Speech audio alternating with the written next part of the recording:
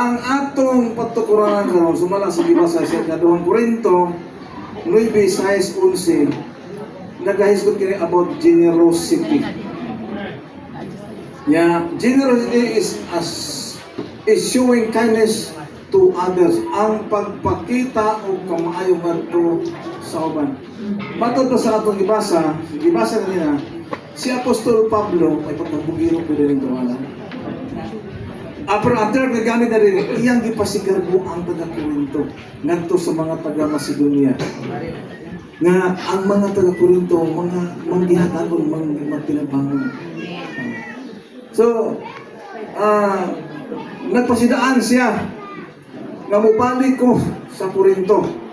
Kung saan pagani ang taga-Akaya, siguro, maghaya kung Korinto pa na binaban niya ang Akaya, masarog.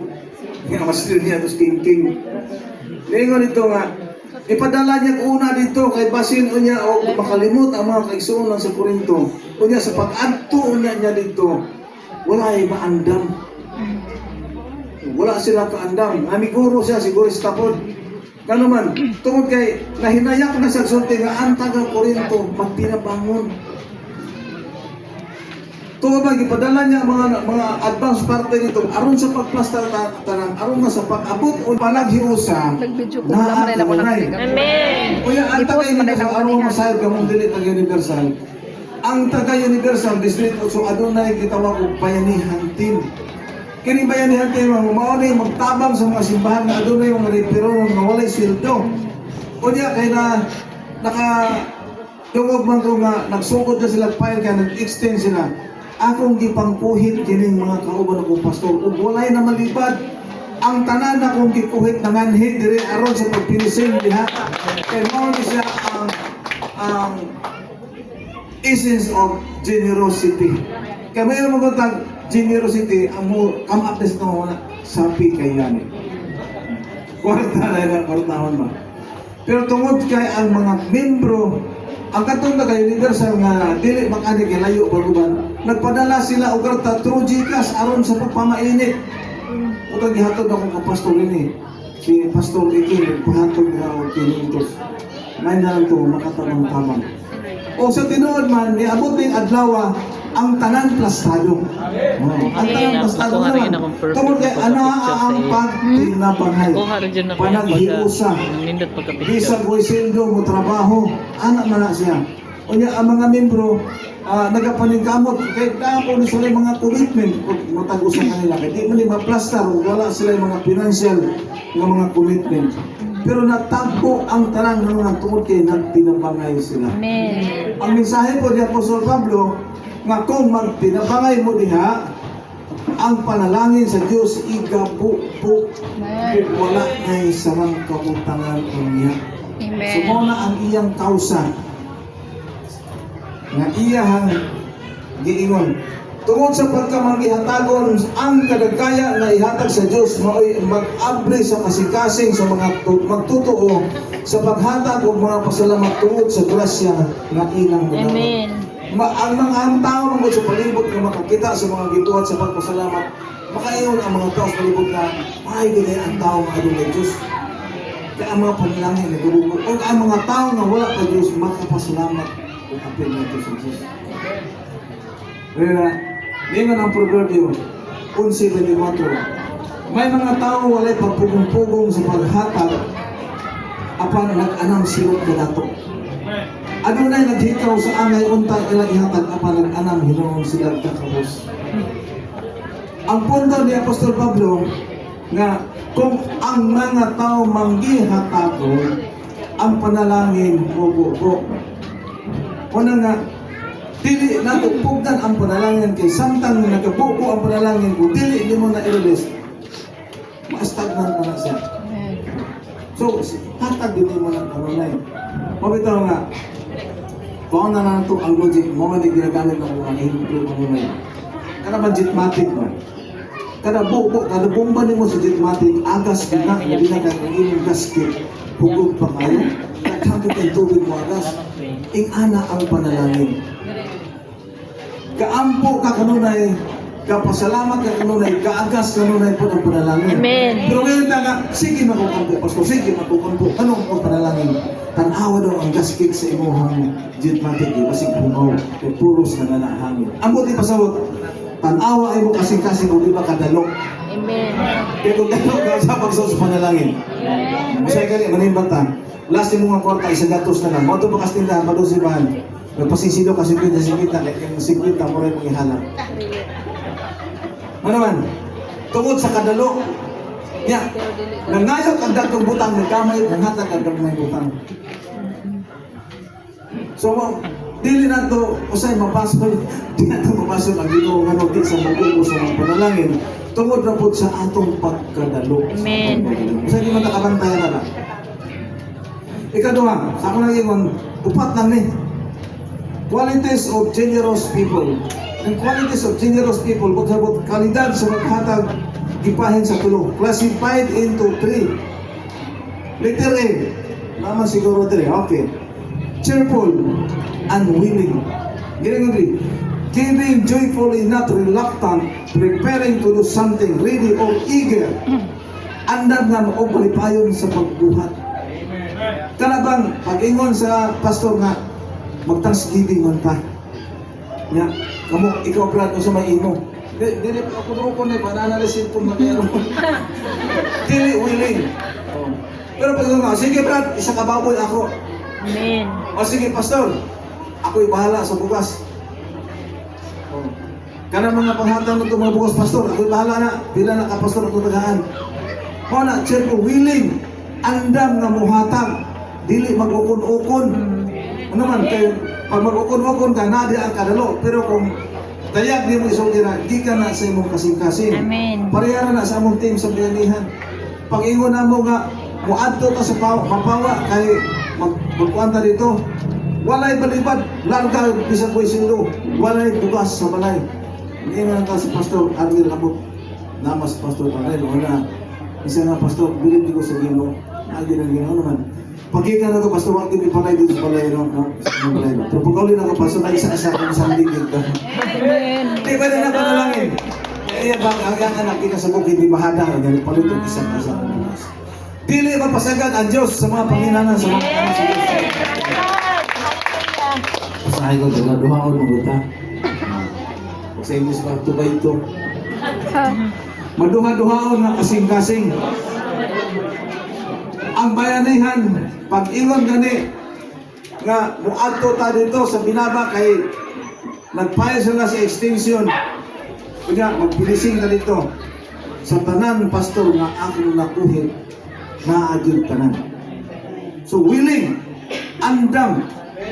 Kunya kini ay mao pang nagipuha sa panahon na apostol Pablo nga sa panahon gipangkuhit niya ang iyang mga membro sa iglesia ang tanan andam pud nga utawon. Amen. Letter B. Kanang gitawag og proportionate. Unsa man yung proportionate? Proportionate in a way that corresponds in size or amount tugma uhaog sa mga panginahanglan. Kana ba mingon ayo mong igsuon, Brad? Nakoy bayron ba 500. Kunya ikaw daghang ka kwarta. Ngayon na ka nga. Sige Brad, na 200 ani ka idol ka na dito. Haom ba na? Tugma ba na? Pero kung ngayon ka nga pila day bayron ni mo Brad, ang akong bayron nun 500. Unya kanang 500 na kay pamasahe. Sa ngita ko. Sige Brad. Di ay isa kalibo. Pamasahe niya sobra may alam ko na mga pangayon dito. So mo na ito proportionate base sa mga panginahanglan. Dili kay imo sa kasulod o pangita pa dito dugangin na dito kisa man kadugang mo. Tama kay kurta, dalo gyud ka. Amen. Kamu hidalo kay kung may akong gatuan. Labo pa kung dalo. Letter C.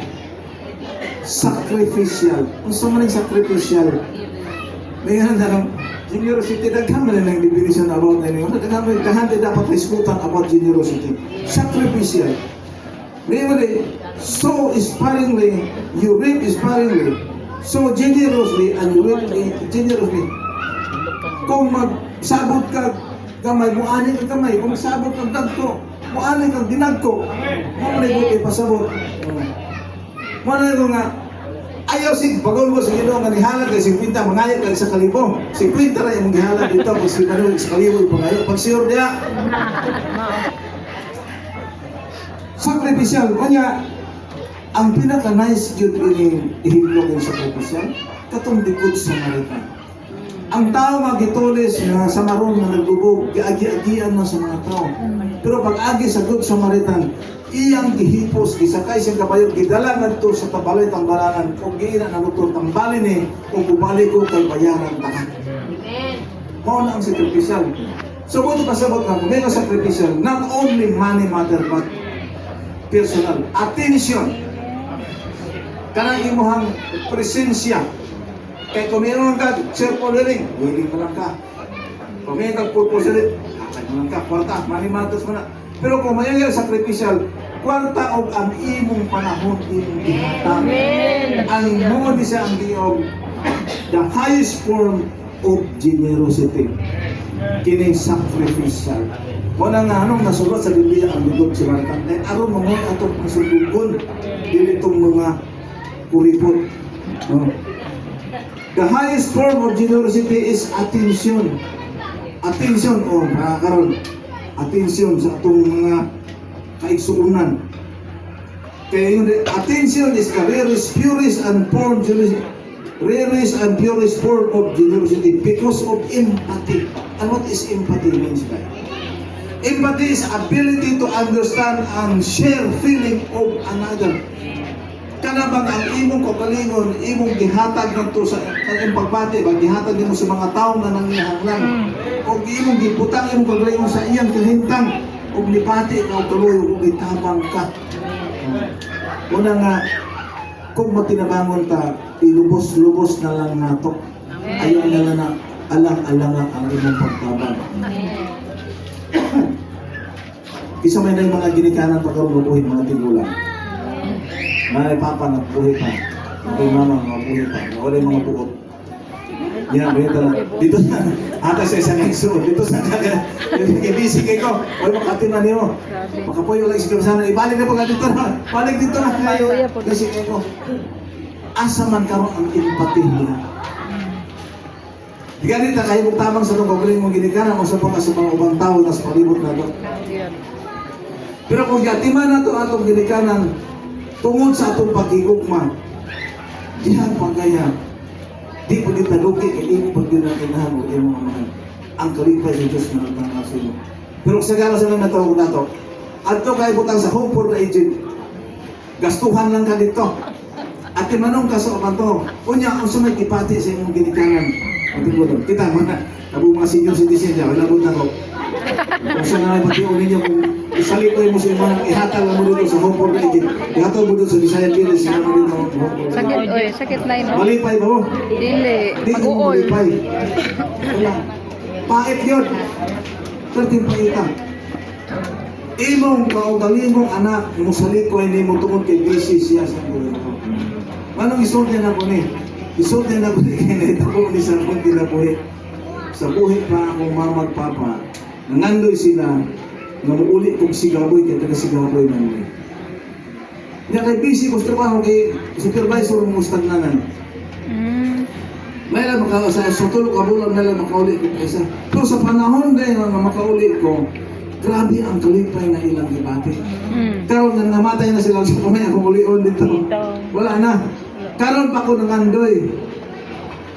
Dapat sa una, akong gigugma, akong ginikanan, gilubos-lubos na akong pangako to. Karon sa mamaya to na ako dito, lubong, kadumog pa rin na. Nya, uksok kadila dito. Aging pag-uspito. Mayagan pa ba na eh? Muna nga, atensyon mo na pinakataas na degree of generosity upan sa iyong kwarta. Muna hinundan nga nung ang Good Samaritan nasulat sa Biblia. Ano na nooy atong sundon kita ng mga tao ng kalibutan karon. Pagbati, pag naatay pagbati sa imong isigatao, na ibutang nimo yung kagalingon sa iyang kagalingon, ang imong atensyon imo din ihatag dito. Ano man, tungod kay maluoy ka because of empathy. Ang Proverbio 11:25 na gayon, ang tao mga mahinatagon muuswag, ang tao nga mutabang sa uban, tabangan usab.